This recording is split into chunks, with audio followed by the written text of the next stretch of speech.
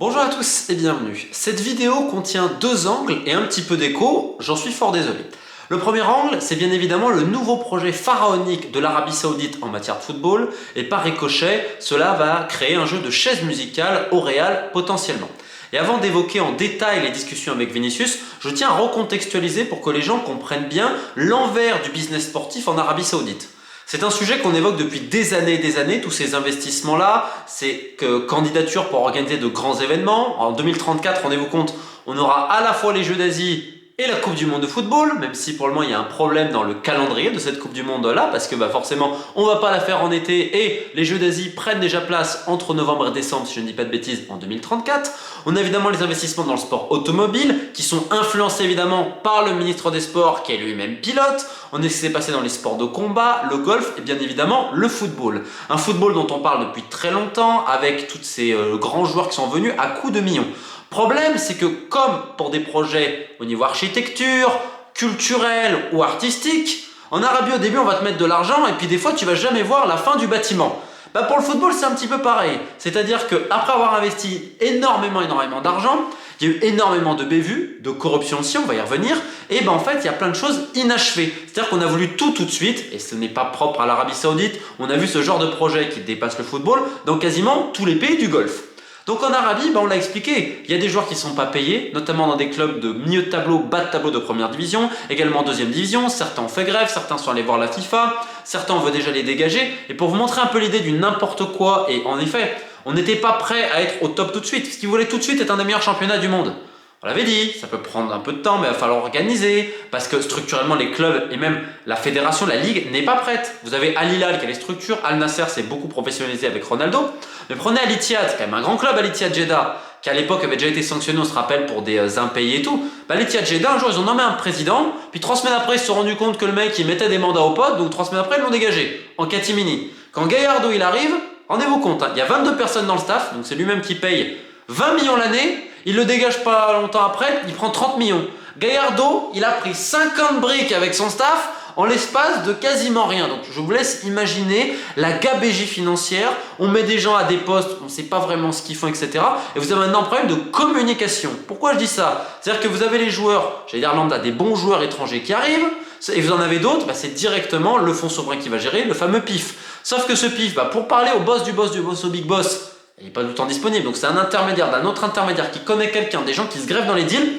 Bref, c'est une horreur absolue. Donc en Arabie, l'heure elle est claire, on veut stopper certains gros financements, certains gros salaires, on veut repartir sur un autre projet où on dépense un petit peu moins. Mais au mieux de tout ça, ils veulent un nouveau grand nom. Parce que Ronaldo, on sait que son partenariat, son contrat dépasse simplement son activité de joueur à Al Nasser, que c'est un rôle d'ambassadeur principalement à vision touristique, d'ailleurs qu'il dépasse Ronaldo, parce que c'est également sa femme, si je ne dis pas de bêtises, qui a un contrat similaire. Évidemment, en ligne de fond, il y a la Coupe du Monde 2034, mais pas que. On va le voir vers certains vestiges, certains, on va dire patrimoine, pas d'autres mots, culturel et historique de l'Arabie Saoudite. Enfin bref, il y a plein de choses à évoquer à ce niveau-là. Sauf que désormais, ils veulent un autre très grand nom pour cela, et ce nom c'est Vinicius. Et ça part depuis des mois et des mois entre les deux parties. Déçus par le rendement de pas mal de joueurs étrangers, notamment en fin de carrière, même si certains finalement aujourd'hui sont beaucoup plus performants, on pense à Benzema qui a été énormément sollicité, par exemple, vous prenez le mercato d'Al Ittihad, il a eu une influence plus que considérable, parce qu'il est même intervenu presque en tant qu'intermédiaire avec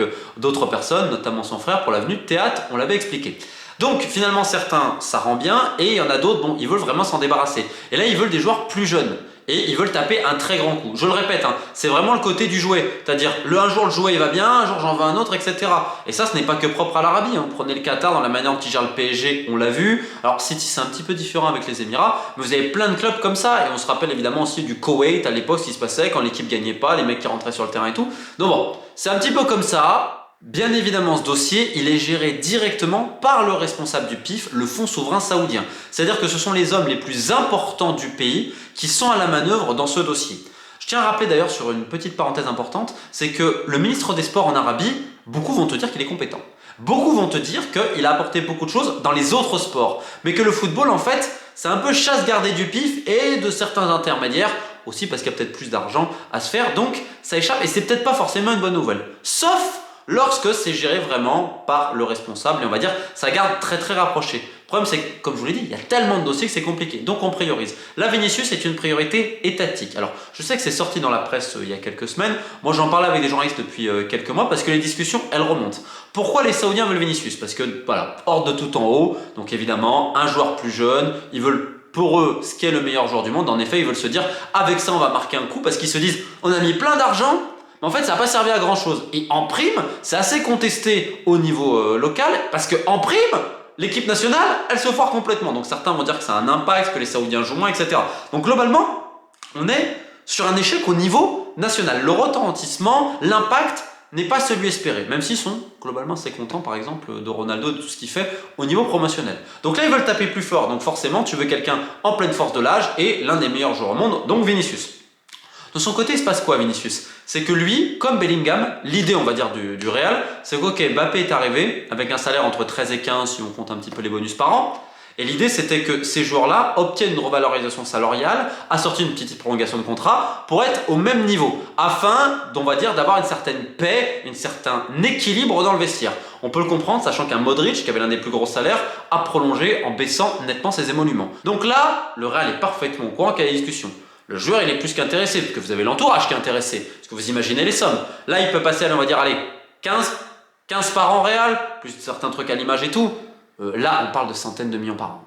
On parle d'un contrat historique qui dépasse celui de Cristiano Ronaldo. On parle d'un contrat qui n'a jamais été réalisé dans l'histoire du football, avec toujours cette idée d'ambassadeur, d'aller plus loin. Ils ont même commencé à évoquer l'idée de faire une grande fondation contre le racisme, avec évidemment certains des amis de Vinicius qui pourraient y participer. Vous vous doutez bien des montants potentiels et donc tous sont en train de lui murmurer à l'oreille « Oh mais ils te respectent les Saoudiens, vraiment t'as vu, ils t'aiment, t'as vu ce qu'ils font pour toi, etc. » Et en fait, on joue là-dessus avec en plus cette histoire de Ballon d'Or.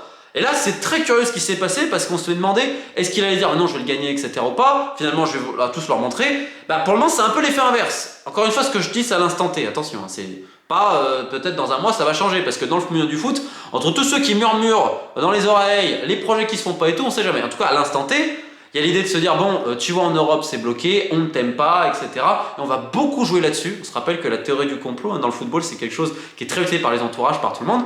Donc vous vous doutez bien qu'il y a beaucoup de gens qui influencent le joueur afin qu'il dise oui à l'Arabie. Et forcément le joueur, de ce que je sais, il est très touché par toutes les attentions qu'on lui donne, on l'écoute vraiment, on lui dit qu'on va le soutenir dans certains combats, et surtout l'idée de dire que ce sera le joueur le mieux payé, et on va le rappeler, l'argent c'est quand même le nerf de la guerre. Je rappelle, tournant des années 2000, pourquoi toutes les stars elles sont en Italie? Parce que l'Italie ça paye le plus, à un moment donné c'était la première ligue, machin.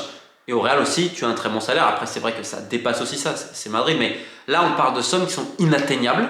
Ça touche énormément avec toutes les petites attentions à côté, les petits détails. Vous savez, puis là, vous avez tout l'entourage. T'as vu, ils sont gentils, ils tiennent à toi, ils te veulent vraiment, etc. C'est des marques d'amour et tout. D'un joueur qui, pour le coup, en a besoin et qui, je le répète, est très attaché au président du Real, Florentino Pérez. C'est pour ça qu'ils ont une véritable relation presque filiale.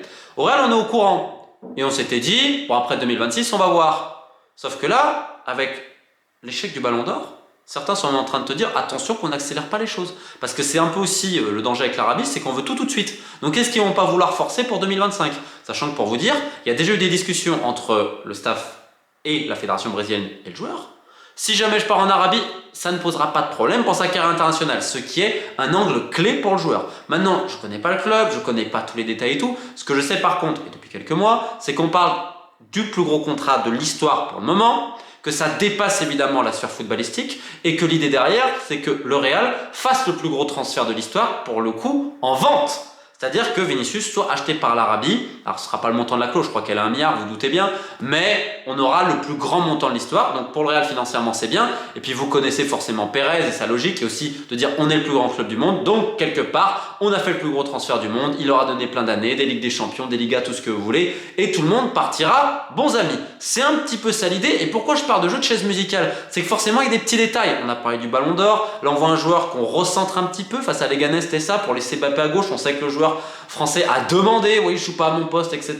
Qu'avec son début de saison, on va dire mi-figue, mi-raisin pour rester gentil sportivement, ça fait grincer des dents parce qu'au Real, il n'y a que Florentino Pérez qui le veut. Pérez accentue pour dire bon, ok, faut le mettre dans les meilleures conditions et tout. Donc on va le mettre à gauche. Après, là, il y a eu la blessure de Vinicius. On a vu ce que ça a donné face à Liverpool. On va souhaiter évidemment bonne chance aux joueurs français pour les prochaines rencontres de Ligue des Champions et de Liga afin de on va dire, prouver à tout le monde qu'il peut évoluer au plus haut niveau comme Vinicius sur l'aile gauche. Mais donc forcément, c'est des petits trucs. Parce que vous avez les mecs à côté, vous avez vu, frère, te respecte pas, Hermano, normalement c'est toi qui dois aller à gauche, machin.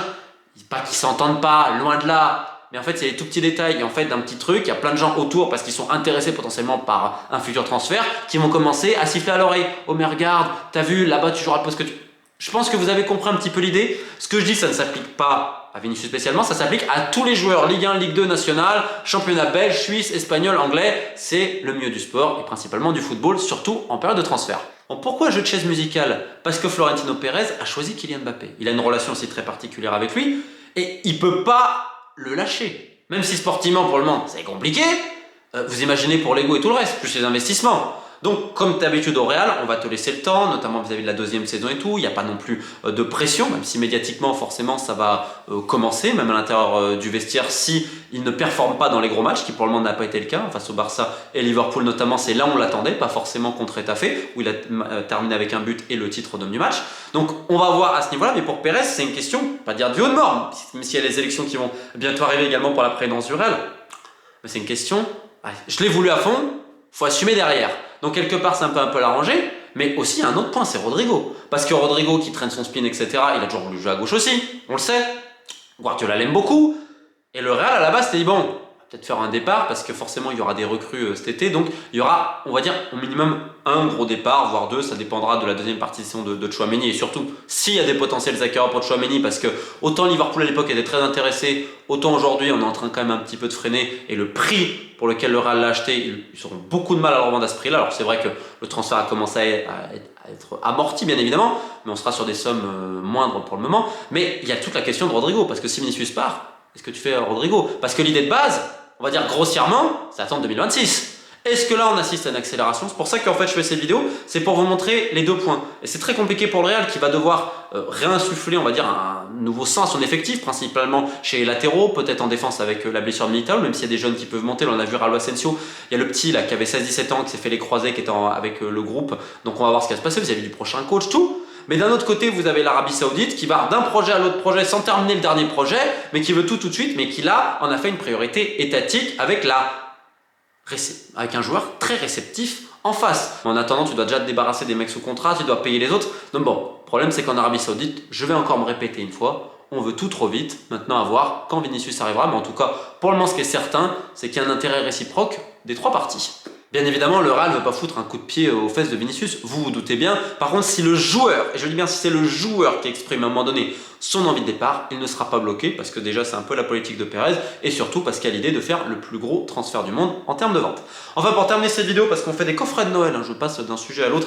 Donc voilà, on a fait une édition spéciale limitée sur 3 de mes bouquins qui ont été réimprimés dans The Beautiful Game, c'est beau, donc voilà, j'ai mis le lien, c'est sur le site de l'éditeur, il y a même un autre livre sur la génération 87 qui sera offert de Maxime Daniel Masson que je salue. Donc voilà, n'hésitez pas, les liens sont en description, merci à tous pour le soutien et on se retrouve très vite sur la chaîne. Keep the faith!